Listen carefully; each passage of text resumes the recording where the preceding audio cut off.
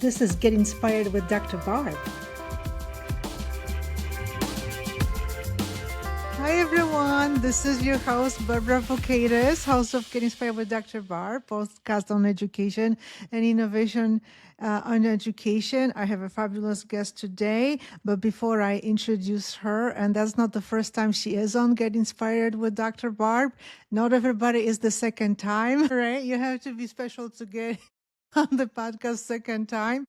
But I just would like to tell our wonderful audience and welcome them, but also to tell them that every time when I have a chance to speak to someone who does something, well, I wouldn't be afraid of saying like revolutionary in the field of education is absolutely amazing, because I think here is the truth. We always think that we always think and say education system have to change. It's true, it has to change, but it's not changing that much. On the other hand, there are people who are doing innovative things in education and changing education every single day without a huge educational change. So we can make changes without really changing the big education, whatever it is, right? So it's possible. I mean, all you need to do is just some courage and be willing to experiment. And then if you love animals, you can do so much with animals and helping children. And I'm already revealing a little bit more about my guest. And now I do have to say it's time to just get into it. And welcome, Marjorie, on Getting Inspired with Dr. Barb the second time. So nice to see you today. And how are you doing? So nice to have me again. Thank you so much. I'm doing great. I'm so excited to explain everything that happened since last time we talked, and everything I learned and everything I did differently that I thought I will do potentially. And also, it will be a good opportunity to give a shout out to all the people who supported me, because I feel like you were one of them. Also, a year Thank you so ago, much. that gave me a platform to talk about what I believe in and how I do things. And as per what you are saying, like everybody can make some changes. We don't have to all change the world. And for education, everything that I'm going to talk about, it's also made possible by the person in schools, in community centers, in libraries, that gave me a chance when I moved to the US with this French girl. I speak English well, but I have a strong accent, and I am like nobody here, and came with all these ideas. And in 1 year, so many people of the local community here, of the different institution, gave me a platform and a chance, and it's really paying off. So everybody can make a difference, either by doing something different or by allowing people a space to do something different. And it's what you are doing too, by giving a platform to people to share. So thank you for that. And it's You're welcome. collaborate, and it's how we make things different. Yes, everything is about collaboration, willingness to do something together, because it's never just one person doing something. We don't exist by ourselves, for ourselves only. And we are people who understand that. And I need to mention that Marjorie, your full name is Borreda Martinez, is the owner, founder, and the owner of her own animal farm. I don't know if these, Yeah, they're that's probably all a different little names, right? ranch.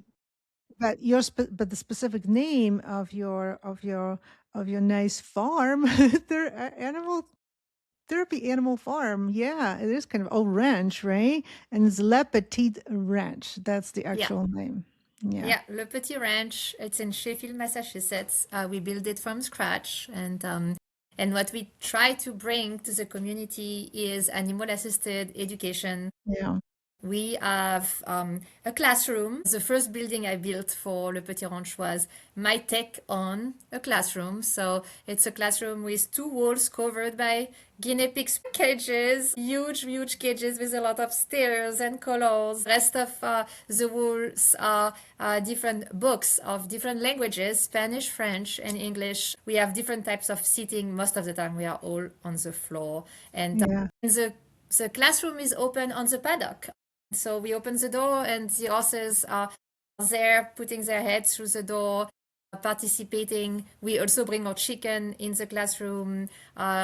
Horses are also allowed in the classroom. So I call it the classroom, the place where I want kids to experience education differently. So we have session for kids of all abilities inside this classroom, especially for after work or for learning French in a different ways, or for very young kids that want to have a different types of experience that what they have, especially around 3 4 years old, and then for homework or like just a different type of after school type of experience. So this is on site, and this is really what I wanted to build. We are actually right now building within our shed for the sheep a new reading corner, so with a lot of new shelves and like something where the kids can go upstairs the shed and read and draw and do a lot of different ways to see education with the sheep under, like really being in the sheep house, but with this kind of new angles. So we also have a big chicken run with some chairs in Yeah, it, and where our kids can read to the chicken, just be immersed with the chicken, and we do some reading this and is so drawing cool. and listening to music. So I would say the first thing I wanted was to bring a different experience about education, and without a curriculum, just as a support to support emotional regulation, confidence, speaking out loud, reading, writing, mathematics, learning a new language, because I speak French to my animals anyway. So even if you don't want to learn French, if you come here for You'll after school hear or it. anything, you will hear it. So this is what I wanted to build, and we build it, and it's working very well. With the committee is supportive, and on the other side, I also wanted to bring animals to education system, but with, I would say, my take on it. So I really, when I arrived, I felt like in the US there was a lot of misconception about like, oh, it's kind of a petting zoo. Yeah, you bring an animal, Yeah. and it's like this is like, oh yeah, we do that, we have people coming, we already do that, and I'm like, oh no, I'm it's not what I do. I'm not bringing another type of animal for the kids to pet, and that's it. I do animal assisted education. I have objectives, I have a curriculum, I want them to teach something, and the animals are part of it. And I don't do one off, I do series, because I want the kids to create a bond, ease into it, not like the repetition, the routine, the regularity helps the learning. The one off event pet a sheep is not something that is exactly what I'm going to do. I like to have long term. So the public school nearby was extremely interested, and I've been very grateful for the support. So I was able to organize a lot of session in classes, I and have some question, yeah. for our audience who they don't know how it started, and because when you say, well, I arrived, some of in the audience do not know like what that means. So I do have to Yeah, mention sorry. at that time when we were speaking, but to be honest, you are so excited about this and the way you talk about this and how different it is from like the little petting zoo. This is so important to understand. So when we first met and we talked on my podcast, we connected. I connected from here, from the United States, and Marjorie was connecting from Switzerland. And that's where she had her ranch, Ray, and was already trying different things and activities, and even it was a really cool connection between school, taking dogs to school, but also involving children in other type of activities, Yeah. visiting senior citizen homes where you also brought your animals. And I'll never forget when we were talking about how seniors really love interacting with all animals, but really with chickens. Like it was so cool to talk about these Yeah. chickens. And now, but you knew that you were working on coming back to the United States, and you knew that you were going to do this here as well. You were going to develop your ranch here. You had already ideas. Now, before we connected today on the podcast, I just learned from Marjorie how she was able to transport her dogs and horses from Switzerland to United States. And so you arrived here, but I suspect that obviously you had to do some work, including some preliminary collaboration type of work and discussions with our school. When you thought about where you would settle with your ranch here in the United States, and that's in Massachusetts, what was reason behind this particular place? Is it because you had a collaboration with a school there somewhere, so you were already thinking how that would work, or it's a different? Good question. So we chose this place because my husband is American and is from here, and as well as his parents and grandparents. So there is a very strong family support here. It's also a very tight community. So the idea was to get the support from the fact that the family is known here. So even if Yeah. I am French, at least there is these connections. And also, we were lucky enough to have the space here. So we didn't start it from, we had the space, so we could invest not in the piece of property, but in building the ranch, Mhm. because I didn't want something too big or equestrian type. I just wanted my own thing that was very education oriented and and very warm with the horses in liberty. Like I had a vision, so I didn't want to buy something already done. I just wanted to have a piece of property where I could build exactly what I wanted for the welfare of the animals and the spirits that comes with it. So this is how we chose it, for the family support and the connection. Plus, my husband attended the public school I'm doing a lot of the session too, as well as his cousins and his parents and his aunt. So there was also this idea of giving back to a community that raised Yeah. my husband and his family. So and it's also helped that my in-laws are very involved in the senior center and the nursing home, because I really wanted to do this intergenerational that I used to do in Switzerland when I was bringing my Yeah. class to the nursing home with the dogs. So having this kind of connection make it easier to make it happen. So this is something that I really wanted to do too, and I can do now thanks to all this connection and the credibility and the support. Did they It's know not, anybody? Did they know a school that could collaborate with you, that they could kind of yeah, like, yeah, yeah. So awesome. nothing was firm. Like I arrived, I had like nothing signed whatsoever. But at least we knew people. That was more like that. And so we started. I started to pitch, to meet people, explain what I do, and I started with dog bite prevention, which I think is so important. So the first session I did in public schools around, and in many, actually not only the one next to us, but many, was dog bite prevention, as was in library. But because I created all this content and session about understanding dog behavior, what to do, not to do, and I'm a firm believer that we would have less accidents if kids were more aware. The entry point of education versus petting zoo was to not sell bringing a dog in school, but to have a concrete program, which was the dog bad prevention. And when the community experienced the way I did it with my dogs, and the way and all the activities that and the playfulness, but also the education part, then they got that the idea was definitely different what they were expecting, and it helped me to really build a curriculum with different and with the guinea pigs, with the horses, and different types of session for different grades, and different type of community. And this is how everything evolved. But I have to say also, again, like, the community here have been so supportive.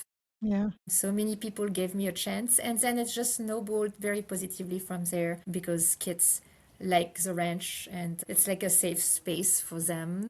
And then we have a lot of kids that I meet at schools that I'm going to meet at the library, and then they know the guinea pigs, they know the animals, so they are more keen to learn because they like these animals, they are connected with them. And I think it's the same thing for your dog. A Exactly. bond is built, and the bonds help the education.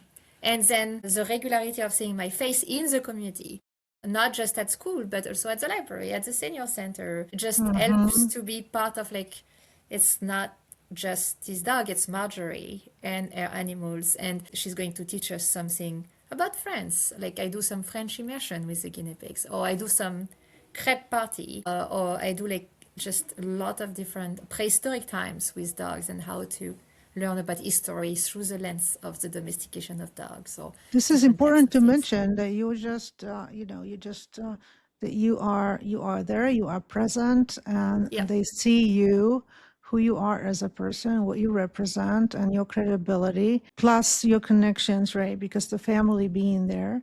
And it's absolutely amazing. So for people who listen, they already get an idea like, oh, wait a minute, this is not like I have just a little run having animals and the kids come pet here and there. Because, yeah, it does sound like petting zoo, but yours is not. But I just want to also make sure that I understand properly, and also our audience. It works in a like a two-way way. So there's kids who can come as a part of like a trip, like a field trip Yep. or something like that, and interact Organized with by the the school. animals, like even for more hours, or maybe when they don't have school or something like that. Yes. And then Yep. there is, so that's really cool. But then it's like they just don't come to petting zoo. You have a No. curriculum, they learn a Yep. lot. And then we can also tell our audience what specifically, a little bit, whatever you can, reveal what they can actually learn there, like an example. But you also bring animals to schools. So for that, of course, there has to be certain different type of paperwork too and everything. But I do have to say that recently I've seen on social media your post with incredible success of bringing your horses to school. Yeah. And this is unbelievable because I don't know if something like that ever happened in this country. I have no idea. Maybe you are the first one, honestly, because everybody thinks, well, you can have a dog in the school, you can maybe have a cat, guinea pig, obviously they little, maybe bunny, right? But nobody really thinks, wait, you can actually even have a horse in school. How did you make this happen? I, I mean, my horses made it happen. So Yeah, it's exactly. the idea. I think I just have my horses since they are 8 months old, and we build a very strong trust. They are amazing, and they are. We also work very much for not desensitize them, but creating a bond with humans in a way that they feel safe. So they cannot. They are horses. They are not dead in the eyes, desensitized to everything. This is not my horses. They are natural beings that, yes, can be spooked. However, they have been raised in a way that we open the door of the classroom and kids, seniors, all ages are stepping into the paddock and the horses have the choice to come or not come. And because they always had the choice to engage, they created this kind of trust that if I don't want to engage, I have the choice. And so Hmm. I talked to the school about the idea was to do something for Teacher Appreciation Day. I wanted to do something for the teacher. I am very committed to the teacher. I think it's an amazing job they bring. They are making a difference in the world by the way they raise our kids. So I wanted to make a big splash for Teachers Appreciation Day, but surprising them. So we brought our horses with little bags on them, and inside the backpacks there was thank you cards and chocolate. And I told Wow, nice everybody, start. and I was like, I don't know if they are going to go in. They Yeah, have gone in for the nursing home, but it's very different. There is a lot of noise, and it's a lot of different floors, like type of textures. There is no way you can train them to that. It's like we will have to try. So if they don't want to go in, yeah. we'll do it outside. If they want to go in, and they went in, and they were like, let's. But I love this. It's not like, oh my gosh, they have to go in. If they don't go in, then we are not successful. It's just, let's see what happens. And I understand everybody was prepared for that. Let's give Yep. horse a chance to decide what they want to do, what they are ready for.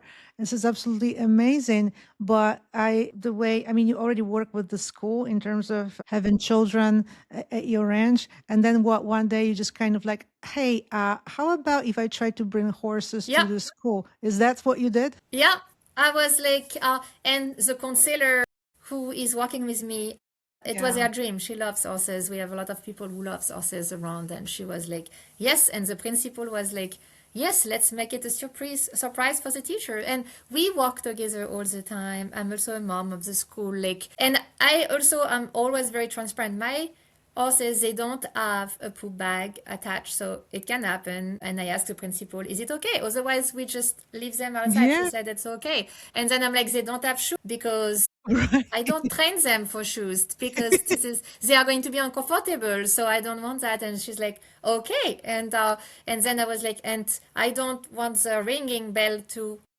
happen when I'm there because it's going to spook them. And they were like, okay. So we went in, and then the counselor was there, and she was knocking at the door of each teacher, and they were opening the door, and they had no idea. They had no idea. So they opened the door, and they were like, what? And then they were like, is it for the kids? And we're like, nope, it's for the teachers. So you can come in, the kids stay in the classroom. You come in, you can get your thank you card and your chocolate. Thank you for everything you do. And they were like, but is it for me? Like, can I pet the horses? I'm like, yes, they Right. are here for you. Like, you can really see the surprise in the, like, and we are like, it's teachers' appreciation moment. It's for you. And they were like, but the kids, I'm like, the kids will have the opportunity. But right now, it's for you. We come for you. And so the kids were so good. They were so happy for the teacher. Like the kids, I said, like, please stay calm. They were all grades, all elementary, class by class. They were staying behind the teacher, respecting our moment. Nobody, like, they were so taken by the horses doing that. And every kid in the hallway was so respectful. It was just wonderful. The school went quiet. The school just like stopped in awe for the respect of these horses. And my horses, I was like a wreck on like how is it going to be stressful for them. They were like having a best time. Like they were like ears up. And then I went into the classroom of my son, and because I know the classroom and the layout is one, and my horses were like picking up out of the Legos. They were like navigating between the tables, and I'm like, what? Like they can be spooked of a trash bag, but they are not like they just like live their best life Yeah. surrounded by 15 kids. So a lot of kids too have never seen horses. Like we are in the countryside, but you know Yeah. it's there They is don't. all types of situations. So it's and we have a public school that is very strong special education programs. So it was part of the thing that yeah, there is some kids with meltdown. It can happen at any corner. There is a lot of and the horses were and all these kids, whatever abilities, they were so happy, so peaceful with the horses. So we were able to surprise. Some teachers were even like tearing up, like what's going on?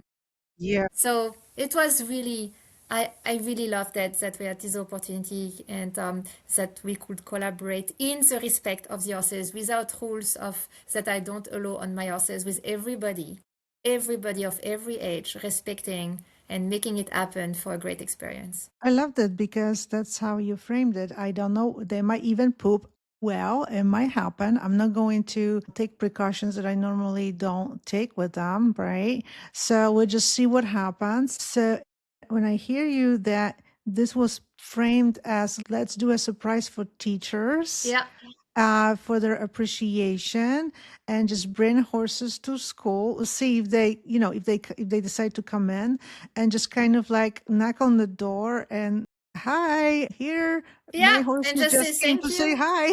because this is what I do. I bring animals and This we learn idea, but together. you know what? But this principle, this because somebody has to say yes to it, right? It's got to be principle. But it must be a cool person. If you could Yeah. tell us a little bit about this principle, is this principle somebody who is like doing something innovative and trying all kinds of different things and having fun with it? Can I would like to know a little bit more about them? Yeah, she's great. She is new. She Yeah. actually started last year, but she was a teacher all her life. And Yeah. she's I think she's just give a lot of freedom of her team too. So she happy to say yes, but it's also very driven by the fact that the counselor, the teachers, everybody say yes too. And Yeah. she gives them the opportunity to say yes. So she's not over controlling. And she was looped in and I was like, this is my idea, but this is my rules. And again, it's totally fine if it's not okay. So and it's also not a petting zoo. I'm not going to put like a fence around them and this is going to be like something different. And she Right. was like, yeah, and she was so happy for the teacher to be surprised because she was a teacher and so she cares. And yeah, so she's great. All the team is great.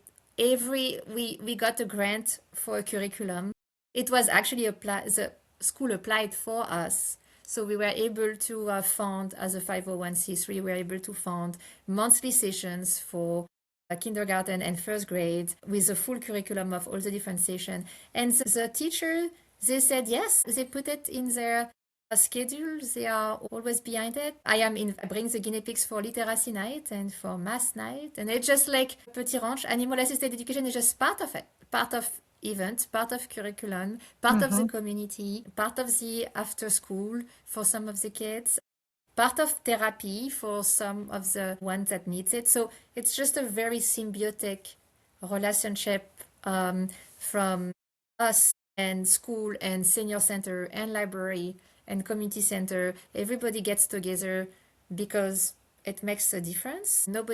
So everybody respects the way it has to be Yes, done. I totally understand it. And everybody knows that this can be very, very beneficial for children, but not Yeah, only for children, also for parents. yeah, Obviously, kids will be talking at home. Parents will yeah, come to school too. Sometimes they'll see what's happening. They will learn about what good things are happening. But I do think that that role of this principal who is willing yeah, to take such really cool steps, it really shows a lot. It shows to the teacher, oh, look at this. We can do these things. We can do yeah, something new. We can and also the fact that they helped with the grant and everything, that means that yeah, they invested in this. They want this to happen. Everybody's on the same page. Isn't that yeah, awesome thing? yeah. That's absolutely incredible. If you could tell us a little bit about our audience, like an example of what would be like an example of a curriculum, some kind of activity that you, for instance, could engage children when they come to your ranch, let's say, and interact with either horses or other animals. What would be a kind of an example activity, simple one or not simple, that they would, for instance, do? So if we take the example of guinea pigs, Hmm. by example, so if every session always starts with some education on like where guinea pigs are coming from. Like 90% of people don't know they are coming originally from Right. I don't Peru either, I and guess. yeah, South America, that they are. And then I always say, over there they eat them. It's actually food. And then the kids are like horrified, and we talk about like we need to respect different cultures. I am French, I eat frogs legs, it is what it is. And they are like horrified, and I'm like, well, we it's food, like it's just different cultures. So it's we always start with education, and I'm always very keen to talk about the cultural aspect. And then we talk about the different. I have 10 guinea pigs. They all have different colors and long hair and different Yeah. type of. So we talk about different breeds and how they are all the same but all different, like we are. I talk also a lot about the different foods they eat and how we care for them. And after all this education per se, we learn how to pet them. They are always in some different pillows, so just like to learn how to be gentle and share and give them some food. And then I also, after that, I usually do some type of like yoga. So we do a lot. I have like some images of like guinea pigs doing some yoga, chicken doing some yoga, sheep doing some yoga, dog doing horses. So all my animals have a yoga session. So we always do a little bit of movement, and in order to get the energy out, to connect, to give good energy for the guinea pigs. Then we do a lot of creative arts with the guinea pigs. So we build we build houses. So I write some scenario of welcome to the kingdom of fluff, and your mission, if you accept it, it's to build a castle. And so then different tables have different missions. So they need to be very, I love imagination free, so they have access to a lot of crafts and they build houses. And then we move into more like STEM design. So they need the guinea pigs are coming, trying the design. Then we talk on how we could improve the size of the door, the lights coming, how the guinea pigs was stuck in one side, etc. So then we rework, and then we do a lot of storytelling. Now that the guinea pigs are exploring this city that they built, or this kingdom, what is story? What is a story? How does that start? What is a conflict? What is a resolution? Who this guinea pig is meeting? It's a villain, a nice person. What is the objective? And then to write a story. We work a lot about observation skills. What do you see? We Hmm. have a lot of shape of animal. Which color are they? But do you see the real color, or do you project? Because I also want to foster creativity and imagination. It's okay if you don't do the exact color of this guinea pig. If you want it to be a unicorn, rainbow unicorn, I want to see what is in your mind. I love that your mind see a rainbow unicorn in this guinea pig. So we do a lot of this kind of things. So just the animal is there to trigger some sense of care, emotion, Mm-hmm. medium for opening yourself to the world, and then trigger a ton of imagination, anchored in the fact that you are doing it for the guinea pig, about the guinea pig, and it's very fun. This would be an example. Yeah, but it's a huge example because they're learning about the animals, like you're saying, where they come from, what their needs are, right? How they have to be taken care of. Then maybe kids can eventually get involved in like, well, building something for them. And then there is an opportunity to then even write about it and to do some Yeah, math. I yeah, mean, you can learn like that's what I say too, and it's definitely something that we talking about right into too. They can learn any kind of subject yeah, as triggered by their connection yes, to this particular animal. I mean, yeah, it's actually very simple when you think about it. yeah, And it can be such an innovation in education. I think that innovative ideas in education can be just the simplest things, but not everybody does it. That's the problem. And incredible example. If you could tell us now, because now your dream by and large is accomplished, because this is all happening in the United States, in Massachusetts. You've got this incredible collaboration with the school, and not only with the school, with also some other entities, institutions yeah. too, with the nursing home. How you Libraries. are thinking, is this going to develop? Is there any develop it, something more you are hoping to do, or it's just kind of like maintaining what you already have going? It would be lovely to hear that. So two things. One thing is I'm developing also curriculum and type of session with different types of animals that Yeah. I didn't think about before. So now we have mini donkeys and sheep. Yeah. And it was something that was rationally based on the way you can connect with these two particular species, because the donkeys first have, so as you can see, I love history and culture. The donkeys are extremely anchored into so many cultural aspects and the relationships they have with humans since the Bible. It's a very different story. You can find donkeys in so many kids' book, and they are Yeah. always the one that don't like themselves, that are a little bit depressed, that are not as good Yeah. looking than the horse, that are never as useful as the sheep. So the donkey is this kind of outsider, not Hmm. as valorized, kind of always moody. It's like Eeyore, but still being there. So there is such a place for like reframing donkey, and like it's okay. You can be different.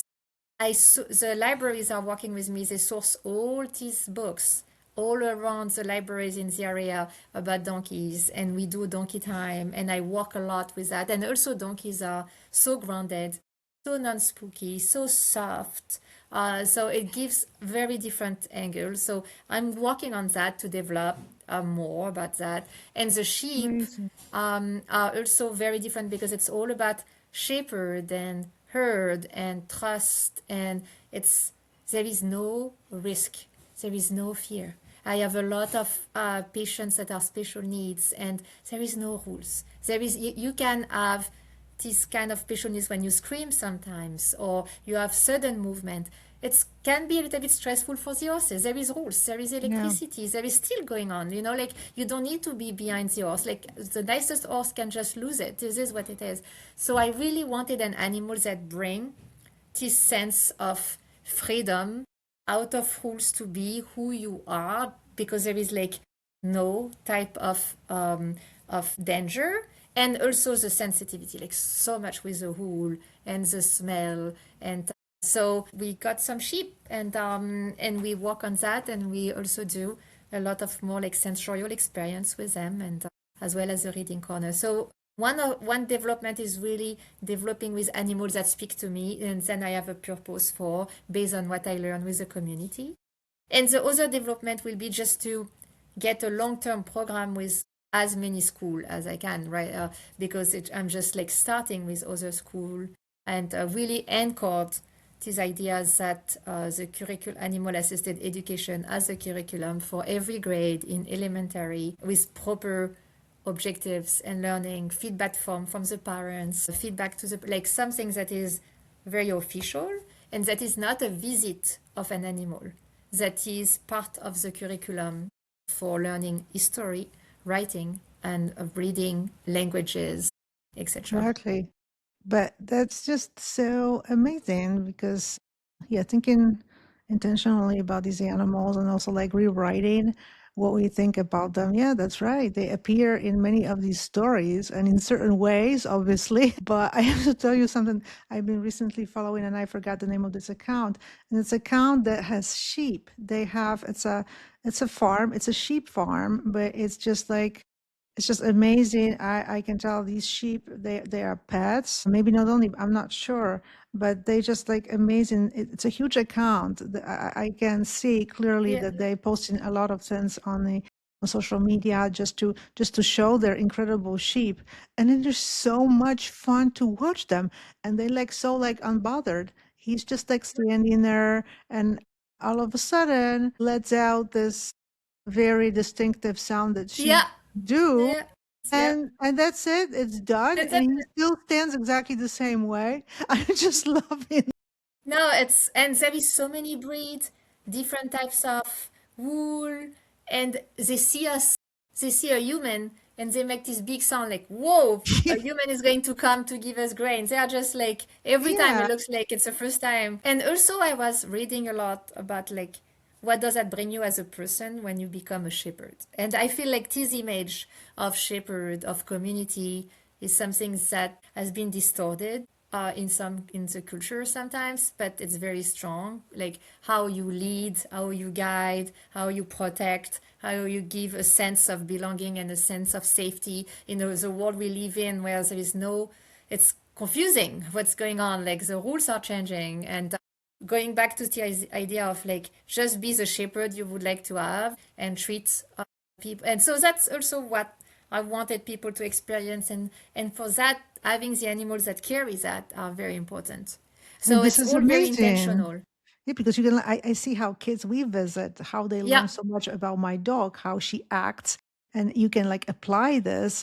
And I see how much kids and not only children, there's a lot of people who could learn a lot from sheep. That's all I'm gonna yeah, say. yeah. Because they like so unbothered. They not going, they going to do what they need to do, but they're not going to overreact. And it's very helpful to think about it in this way. Hey, you see, you can learn from the sheep. They know what to do. You can learn and you can try to do similar things, right? It's like so much we can learn from these incredible animals because it's like they don't do anything that makes no sense. Everything they do makes sense and works, and we can learn from that. We really should. So And this they is so also cool. don't do anything to please. So that's Yeah. one of the things that donkeys Manipulation, and right? They don't manipulate. so I think it's one of the things that I'm very keen on in the animal I choose. I like to show that they are in control because I feel like the connection is more genuine. My dogs will do things for me. They will be connecting, but they are also first and foremost connected to me and they have Right. a job to do. My horses also, they are trained. I give them a lot of choices, but they have been trained to interact with people, even if they have the choice and everything. And I can tell you, donkeys, guinea pigs, sheep, and chicken, they won't do anything to please me. They will do things if they feel safe. And Yeah. it's challenging. I don't have a recipe. I don't have a trainer for these animals. I don't like. Yeah. I need to build trust. I need people who come respecting and training. And Mm. the work is there. If you come to us, you will have to work because you will have to earn. And the kids, they like that. Yeah, The kids, totally. they, They learn yeah, to respect these animals. I mean, this is very important. And from that, they learn to respect each other too. I mean, it's yeah, so much easier to learn these lessons about respect and kindness with animals. Otherwise, they yeah, just, these lessons become so abstract. And no wonder then kids don't learn it. yeah, no, exactly. They And it's just don't, like right? reaction. You come here and you want the donkey to do something, well, you will have to ask and to Yes, observe and to listen. Don't It's not going to work that well, and the yeah. kids are. This is perfect. I tell you, these teachers who saw these horses and kids too, because also when the door of the classroom opened, the teachers saw the horse and the kids saw the horse, they'll be remembering forever because how could Yeah, you how could you forget something like that? It's yeah, just it's so cool. special. And we have to invite everybody to just to check Marjorie's, and we're going to talk about where you are on social media, these pictures, these videos, because it was quite amazing to see them like marching in the hallway. Guys, I mean, you won't see it in every school. So, I mean, let's make these ideas more common, right? I mean, there is intention involved here because these animals, they have to be treated in a certain way. They can't be pushed to do certain things. It is on their term, but they can deliver if they feel safe. They can they can deliver. It can create some amazing. What can I say? Experience. Entertainment, learning experience, happiness, like all the good stuff, right? I mean, Yeah. there's no question about it. I want to wish you, you know, all the creativity juices to come out so you can finish the Yeah. and I have no doubt it's going to happen. So you can finish the development of the curriculum in connection to these other animals. This is just so exciting. And also more connections with more schools, right? So they can come, they can visit your ranch. And if you could tell our audience where they can see you on social media, and maybe you have a special message to teachers, parents, or anybody who is interested in improving education. Yeah, so you can find us on Instagram at Le Petit Ranch, so LEPETIT Ranch. And we are also on Facebook, and we have a website www.lepetitranch.org. So you can see we post a lot about sessions and our philosophy. We are extremely transparent. We don't hold anything to ourselves. If it can inspire anybody, please use it and tell me about it. And ask me for question if you want to do something similar where you live. I think the more we do it with the right intentions, the best it is. My last message would be it takes a village, a lot of courage from a lot of institutions, but it pays off. It's never only one person, but the person with the right intention can really move the needle to create some trust from the institutions. If you didn't find the right setup yet, it's okay, because the moment you have the right image in your head, it will happen, because you will be able to bring people on board. And the animal welfare is at the keys. You don't choose your animal, you choose your animal based on what you want to teach. And this is what I learned, because then it's a very different relationships that you have with them. You don't try to make them fit something. It's just like they should be the inspiration behind what you want to teach. If you want to teach community, if you want to teach art, if you want to teach safety, if you want to teach emotional regulation, then find the animals that are a good fit for that. You cannot ask any animal to do anything, everything. Exactly. And I agree. They should be the inspiration. And the sky is the limit, really, how they can inspire us. And again, there's so much learning that that can result from these interactions. It's absolutely unbelievable. And a little bit of courage of trying and asking. That's what you did. You just asked the principal, "Hey, how about if I brought the horses?" I mean, you can think for the entire year and be afraid of asking, or you can just do it, and that's it. I mean, usually the response, if the response is no, and they respect you, it will be just with an explanation why they cannot do it at this time or whatever, right? That's how it is. I mean, you don't ask And the also question. Yeah, we can be vulnerable. I said I don't know if yeah, it's going to work. I don't know exactly. if they are Yeah, going to go. yeah, you were honest. You were honest and transparent, and they don't have poop bags. Hello, so consider that too. And so there is no like, gosh, they didn't have poop bags. Yeah, no. And if it's not okay, it's not okay. Exactly. Maybe Um, another time. I mean, I exactly. had that happen too. I had a question, but something didn't work out. I got the, explanation of why not this time, and I was fine with that. It's just how it is. We are not. We're just trying, and people have to be ready for that too. They have to say yes, right? They have to be ready to say that yes. Thank you so much, Marjorie. I really Thank you. appreciate it. It was such a wonderful chat today. I had so much fun to hear the story, and I felt like I was in that moment, you know what I mean, in the school where the horses were walking, because I remember the pictures and the video, absolutely incredible. So we invite everybody to check your Instagram account, and I will be adding those links as well. So everybody, please make sure to follow Get Inspired with Dr. Barb so you'd never miss an episode. And let us know what you think about this incredible information and ideas, because I think this is really incredible. So that's Thank why you so Marjorie much. was here again. Thank you. Thank you so You're much. very welcome. You're very welcome. Bye bye, everyone. Thank you so much. This is Get Inspired with Dr. Barb.